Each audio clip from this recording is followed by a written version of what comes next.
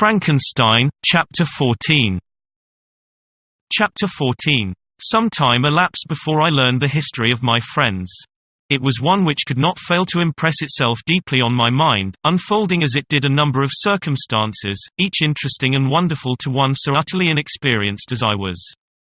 The name of the old man was de Lacy. He was descended from a good family in France, where he had lived for many years in affluence, respected by his superiors and beloved by his equals. His son was bred in the service of his country, and Agatha had ranked with ladies of the highest distinction. A few months before my arrival they had lived in a large and luxurious city called Paris, surrounded by friends and possessed of every enjoyment which virtue, refinement of intellect, or taste, accompanied by a moderate fortune, could afford. The father of Safi had been the cause of their ruin. He was a Turkish merchant and had inhabited Paris for many years, when, for some reason which I could not learn, he became obnoxious to the government. He was seized and cast into prison the very day that Safi arrived from Constantinople to join him. He was tried and condemned to death. The injustice of his sentence was very flagrant. All Paris was indignant, and it was judged that his religion and wealth rather than the crime alleged against him had been the cause of his condemnation. Felix had accidentally been present at the trial. His horror and indignation were uncontrollable when he heard the decision of the court. He made, at that moment, a solemn vow to deliver him and then looked around for the means.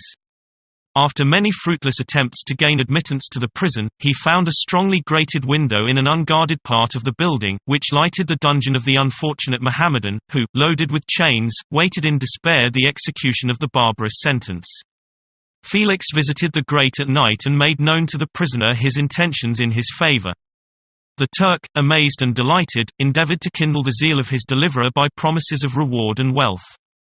Felix rejected his offers with contempt, yet when he saw the lovely Safi, who was allowed to visit her father and who by her gestures expressed her lively gratitude, the youth could not help owning to his own mind that the captive possessed a treasure which would fully reward his toil and hazard. The Turk quickly perceived the impression that his daughter had made on the heart of Felix and endeavored to secure him more entirely in his interests by the promise of her hand in marriage so soon as he should be conveyed to a place of safety. Felix was too delicate to accept this offer, yet he looked forward to the probability of the event as to the consummation of his happiness. During the ensuing days, while the preparations were going forward for the escape of the merchant, the zeal of Felix was warmed by several letters that he received from this lovely girl, who found means to express her thoughts in the language of her lover by the aid of an old man, a servant of her father who understood French. She thanked him in the most ardent terms for his intended services towards her parent, and at the same time she gently deplored her own fate. I have copies of these letters, for I found means, during my residence in the hovel, to procure the implements of writing, and the letters were often in the hands of Felix or Agatha. Before I depart I will give them to you, they will prove the truth of my tale, but at present, as the sun is already far declined, I shall only have time to repeat the substance of them to you. Safi related that her mother was a Christian Arab, seized and made a slave by the Turks. Recommended by her beauty, she had won the heart of the father of Safi, who married her. The young girl spoke in high and enthusiastic terms of her mother, who, born in freedom, spurned the bondage to which she was now reduced. She instructed her daughter in the tenets of her religion and taught her to aspire to higher powers of intellect and an independence of spirit forbidden to the female followers of Muhammad.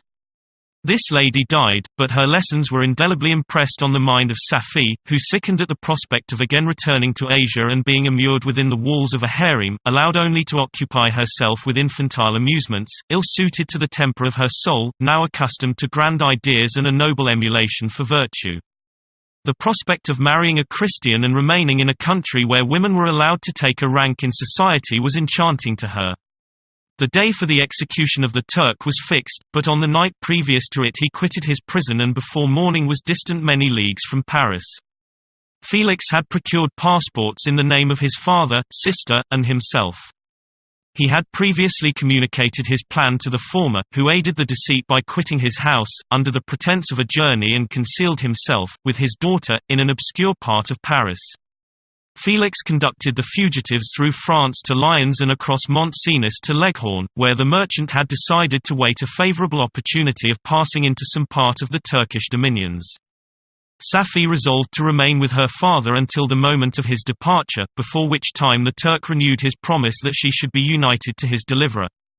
And Felix remained with them in expectation of that event, and in the meantime he enjoyed the society of the Arabian, who exhibited towards him the simplest and tenderest affection. They conversed with one another through the means of an interpreter, and sometimes with the interpretation of looks, and Safi sang to him the divine airs of her native country.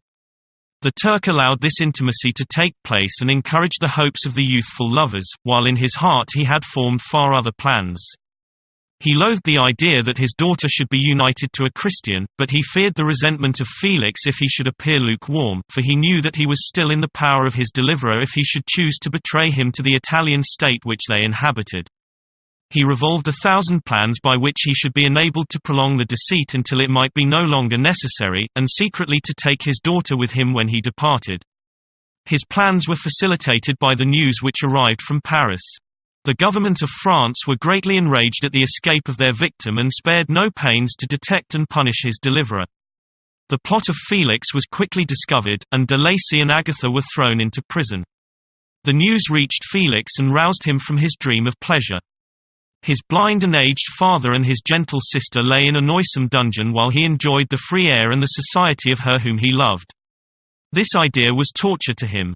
He quickly arranged with the Turk that if the latter should find a favorable opportunity for escape before Felix could return to Italy, Safi should remain as a boarder at a convent at Leghorn. And then, quitting the lovely Arabian, he hastened to Paris and delivered himself up to the vengeance of the law, hoping to free de Lacy and Agatha by this proceeding. He did not succeed. They remained confined for 5 months before the trial took place, the result of which deprived them of their fortune and condemned them to a perpetual exile from their native country. They found a miserable asylum in the cottage in Germany, where I discovered them. Felix soon learned that the treacherous Turk, for whom he and his family endured such unheard of oppression, on discovering that his deliverer was thus reduced to poverty and ruin, became a traitor to good feeling and honor and had quitted Italy with his daughter, insultingly sending Felix a pittance of money to aid him, as he said, in some plan of future maintenance. Such were the events that preyed on the heart of Felix and rendered him, when I first saw him, the most miserable of his family. He could have endured poverty, and while this distress had been the meed of his virtue, he gloried in it. But the ingratitude of the Turk and the loss of his beloved Safi were misfortunes more bitter and irreparable. The arrival of the Arabian now infused new life into his soul. When the news reached Leghorn that Felix was deprived of his wealth and rank, the merchant commanded his daughter to think no more of her lover, but to prepare to return to her native country. The generous nature of Safi was outraged by this command. She attempted to expostulate with her father, but he left her angrily, reiterating his tyrannical mandate. A few days after, the Turk entered his daughter's apartment and told her hastily that he had reason to believe that his residence at Leghorn had been divulged and that he should speedily be delivered up to the French government.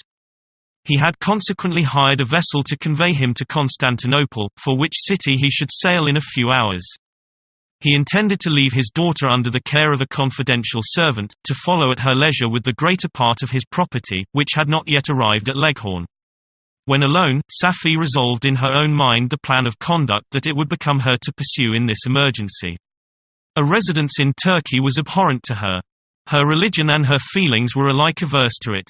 By some papers of her father which fell into her hands she heard of the exile of her lover and learnt the name of the spot where he then resided. She hesitated some time, but at length she formed her determination.